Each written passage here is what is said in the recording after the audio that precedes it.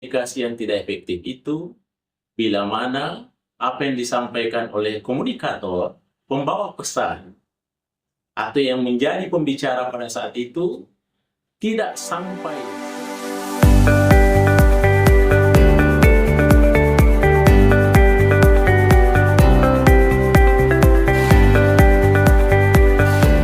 Baik, para pemirsa sekalian dimanapun berada, Assalamualaikum warahmatullahi wabarakatuh.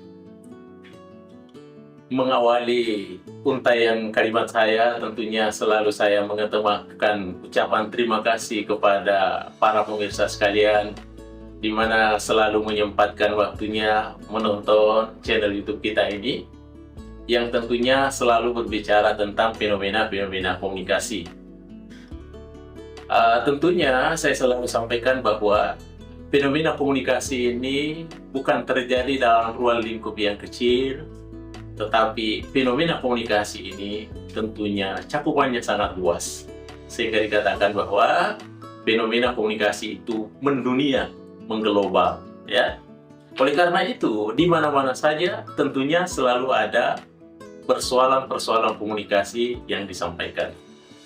Baik para pemirsa sekalian, terima kasih kita sudah berada di salah satu channel YouTube kita, Mr. Kronis, komunikasi romantis dan humanis.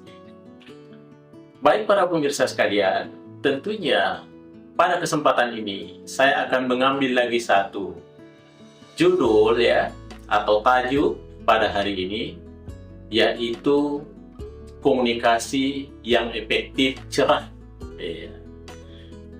Tentu saja pertanyaannya adalah, apakah ada komunikasi yang kurang efektif? Tentunya jawabannya sederhana, ada.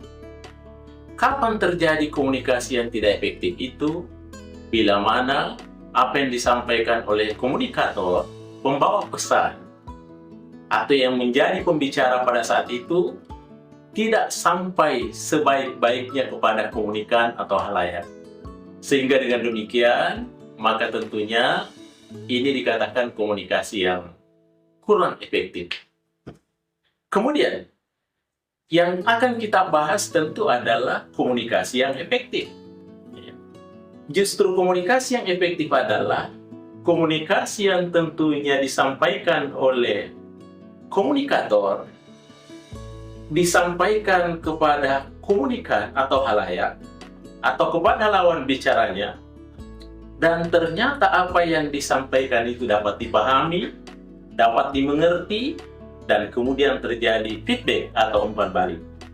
Berarti ini dapat dikatakan sebuah komunikasi yang efektif. Pada kesempatan ini, yang saya akan bahas adalah komunikasi efektif cerah. Asal kata dari cerah itu ada 5 hurufnya. C, E, kemudian R, kemudian A, kemudian H. Berarti cerah. Saya melihat bahwa komunikasi yang efektif yang saya maksudkan di sini akan memiliki 5 kompetensi yang biasa saya sebut dengan cerah. Baik, kita akan bahas satu persatu. Apa itu C? C yang pertama, karena dia adalah kata cerah. C-nya itu adalah clarity, clear, ya, atau penyampaiannya harus jelas, dijelaskan dengan sejelas-jelasnya, maka tentunya ini sangat berpotensi untuk dipahami oleh halayak, karena dia menerimanya dengan jelas, atau clarity. Kemudian, yang kedua adalah huruf E. Huruf E itu adalah kompetensi yang kedua untuk menjadi komunikasi bisa efektif, yang disebut dengan empati. Ya, apa itu empati? Empati itu artinya dia mau menerima dan dia mau mendengar.